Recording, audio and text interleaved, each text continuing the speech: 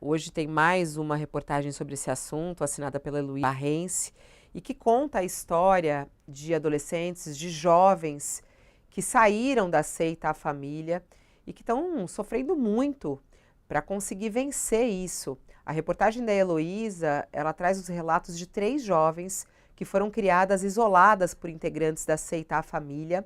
Elas falam sobre a tentativa de superar os traumas de violência e manipulação para se adaptar a uma nova vida do lado de fora da seita. As vítimas não sabiam que faziam parte de uma seita quando o grupo acabou, né, nos anos 2000, porque nasceu ali. É uma organização religiosa misteriosa que chegou ao Brasil durante a ditadura militar. Os integrantes seguiam uma doutrina que pregava o sexo, inclusive com as crianças, né, de uma forma de aproximação com Deus.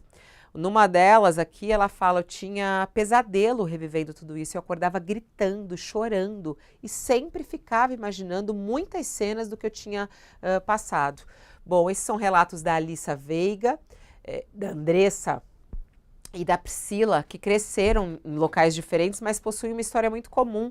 Elas viviam sob essa seita, a família. Bom, a Heloísa está aqui conosco, a gente convidou também a Cris Fibe, que é colunista do Universa, para a gente falar um pouquinho sobre essas reportagens da Heloísa.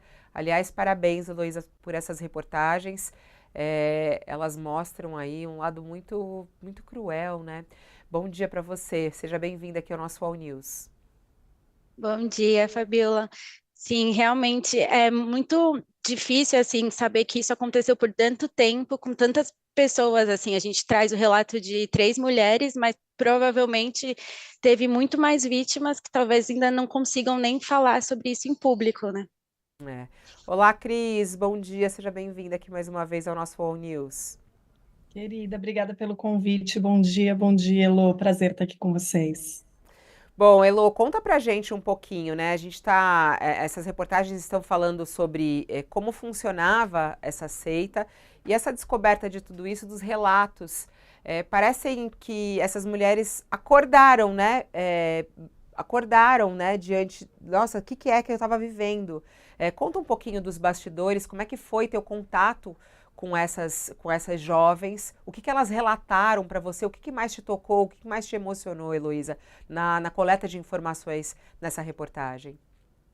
Sim, tudo começou, na verdade, a Alicia, ela começou a falar sobre isso no TikTok, ainda estava muito, ela estava vivendo ainda no processo, né, eu imagino, de trazer isso a público, e aí quando eu vi o vídeo dela, eu resolvi conversar com ela para entender o que que foi isso, o que que aconteceu, e a partir desse relato dela que a gente foi explorando mais o que que era essa seita, a dimensão disso, e acabamos encontrando outras pessoas que também se dispuseram a falar, e eu acho que é muito, assim, eu não, é difícil falar assim, porque você conversando com elas, dá para você ver que é um processo também de delas entenderem o que que era que elas estavam passando ali, porque não tinha muita referência do que era uma violência sexual, não tinha uma referência do que era esses abusos que elas estavam vivendo. Então, acho que o processo, mesmo elas conversando comigo também, você via que ainda é um processo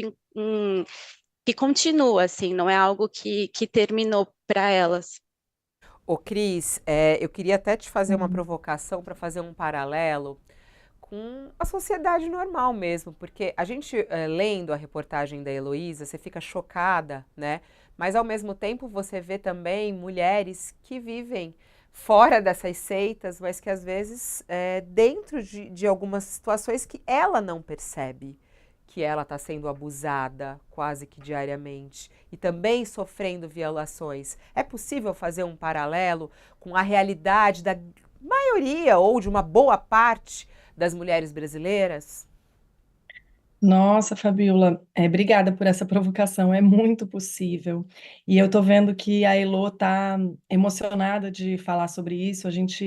Eu cubro também muito violência contra a mulher e eu queria então começar me solidarizando aqui com ela, porque é um tema difícil de tocar e a gente, como mulher também, a gente é jornalista, e a gente tem um distanciamento, mas a gente é atravessada, senão a gente nem faria esse tipo de matéria. A gente é atravessada por esse tipo de entrevista, de matéria, porque a gente vive isso, né? A gente vive esse medo, a gente vive, ou a gente lida com algum trauma nessa área, ou a gente vive o medo, porque a gente sabe que qual é a nossa fragilidade, que essa fragilidade, a violência contra a mulher, ela é estrutural e ela é contra todas nós. Então, eu sinto muito por a gente ter ainda esses relatos tão absurdos e violentos mesmo. É muito triste. E, Fabiola, como você falou, é muito possível fazer muitos paralelos com a vida também privada, né? Eu achei que você fosse me pedir para fazer um paralelo com João de Deus, porque também tem muitos, acho que a gente ainda pode falar disso, mas também quando eu fiquei lendo os textos da Elô, eu fiquei pensando na família em si. É muito emblemático que o nome da seita seja A Família, porque a família é o núcleo onde a gente é ensinado a se sentir protegido, né? Tem muita gente aí defensora da família, do núcleo familiar, a qualquer custo. Então, por exemplo, tem muita mulher que não se separa e que não tem o apoio da família, né, dos pais, das mães, dos irmãos, para se separar, para sair de um casamento que muitas vezes é violento. Muitas vezes a gente escuta que a mulher deve ficar ali naquela estrutura a qualquer preço.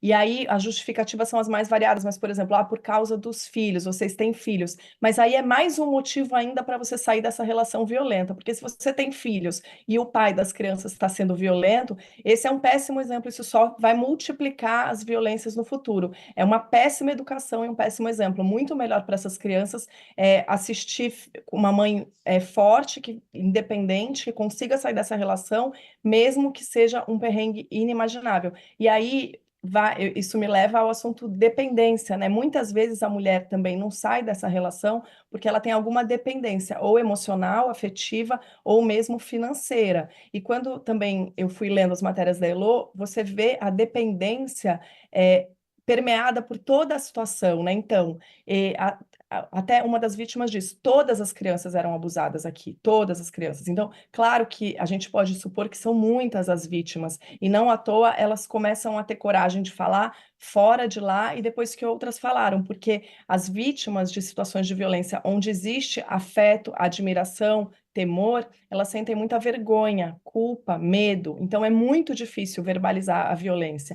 E tem outro elemento cruel aí nesse combo violento, que é usar crianças, né? Abusar sexualmente de crianças que nem sabem, e muitas mulheres também não sabem, dar nome às violências. Então, eu acho muito didática, é muito importante essa reportagem toda, porque em vez de cair na armadilha de fetichizar, como eu falei na semana passada sobre outra violência, que foi a violência contra o feminicídio contra a Julieta, palhaça e atriz viajante, muitas vezes a gente cai na armadilha, na cilada de fetichizar essa violência, de expor a violência contra os corpos das mulheres, em vez de usar isso de forma didática para que essas violências se interrompam. Então, eu acho que essa reportagem, essa série de reportagens da Elo é importante, porque, ao contrário, você consegue ver os mecanismos da violência, tanto de vergonha, culpa e medo, de como elas foram enredadas naquele núcleo, como a dificuldade para sair. Então, é importante sempre dizer, não é culpa nunca, até como a gente falou dos casos das chuvas agora há pouco, vocês estavam comentando, de culpabilizar as vítimas desses crimes.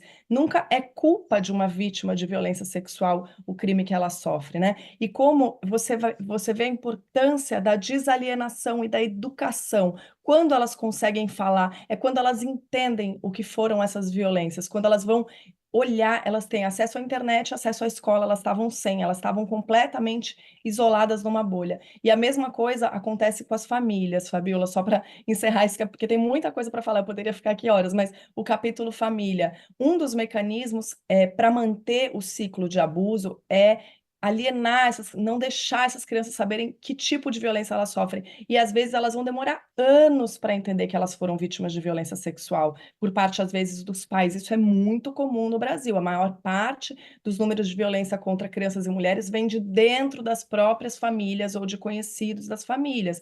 E aí o mecanismo é você silenciar, o mecanismo para manter esses abusos é você silenciar. Então, a criança não sabe dar nome à violência que sofreu e ela é ameaçada para não falar, né? Então, quando a gente tira a criança desse lugar, e a escola é um lugar muito importante para encerrar esses ciclos, porque na escola tem uma professora que vai falar: o que é esse roxo? O que você está sentindo? Por que você está assim?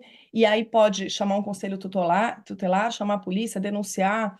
E dentro das famílias, isso, se a criança está fechada, tanto que você vê que na seita, eles defendiam o homeschooling, a educação em casa, eles defendiam que a criança não procurasse médicos, hospitais, tudo isso faz parte do mecanismo de manter essas crianças lá. Então, o que a gente precisa para começar a diminuir esses abusos que são muito comuns? Educação, primeira coisa, né? Educação, desalienação para que essas crianças sejam salvas. Até Fabiola. você falando aí, o Nemo aqui na nossa audiência escreve no nosso chat, só a educação de qualidade pode acabar com a questão da ignorância e também do que prega algumas religiões, né? Esse ponto que você tocou, né, de alertar a criança, é claro que você traz para sua vida, né? Eu quantas vezes me vi falando para minha filha pequena, quando eu vou deixar ela em algum lugar, e ela desde muito pequena, não é comum a pessoa tocar aqui nessa parte do seu corpo, não pode, não é normal, porque é exatamente isso. Às vezes a criança ela tá imersa a um lugar que ela acha normal. A Alicia coloca para você, né, Elo, na reportagem, abre aspas, descobri que famílias não se machucavam, porque para ela era comum, como criança acha que é normal apanhar, porque faz parte, como é normal ser tocada. Isso fora de seitas, gente, isso dentro das famílias, né?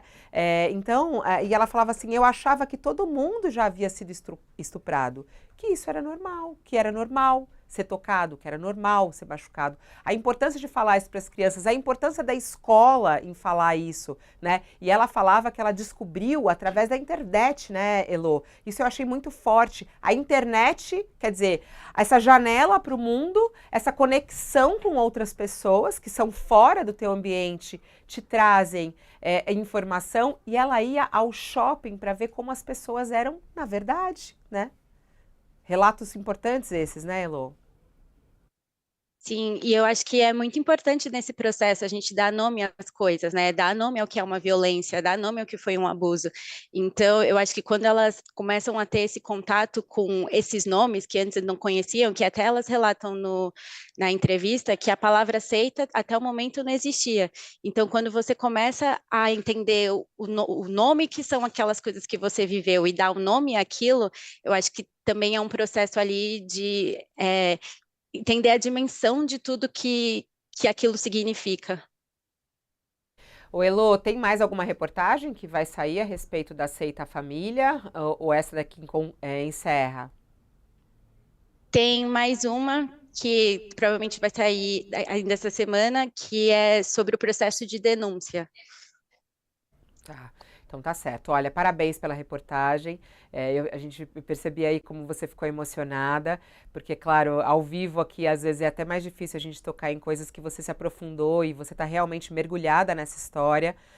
Então, nossa solidariedade, parabéns pelo seu trabalho. E é muito importante, né, Cris? A Cris, que está sempre aqui conosco ao vivo também no All News, essas reportagens como a Heloísa está trazendo, como muitas vezes a gente falou aqui, até mesmo da Ana Hickman, o quanto isso acaba ajudando outras mulheres, outras famílias a também procurar ajuda. E o nosso canal aqui no Universa, ele é um portal de ajuda, inclusive, para mulheres, para famílias, para jovens, muitas jovens, procurarem ajuda, todos os tipos de ajuda. Então, estamos nós aqui, mulheres, aqui no UOL, abrir essa porta para você, essa janela, para que você consiga também a sua ajuda. Não sofra sozinha. Esse é o recado que a gente deixa aqui a todas as mulheres, a famílias. E vocês, homens, também ajudem as mulheres a procurar ajuda. A gente tem também contado muito com esse apoio dos homens a essas mulheres, né? Então, amigas, pessoas próximas que vocês estão vendo aí, ajudem essas mulheres a procurar ajuda, como o caso dessas adolescentes aí da seita. Um beijo para você.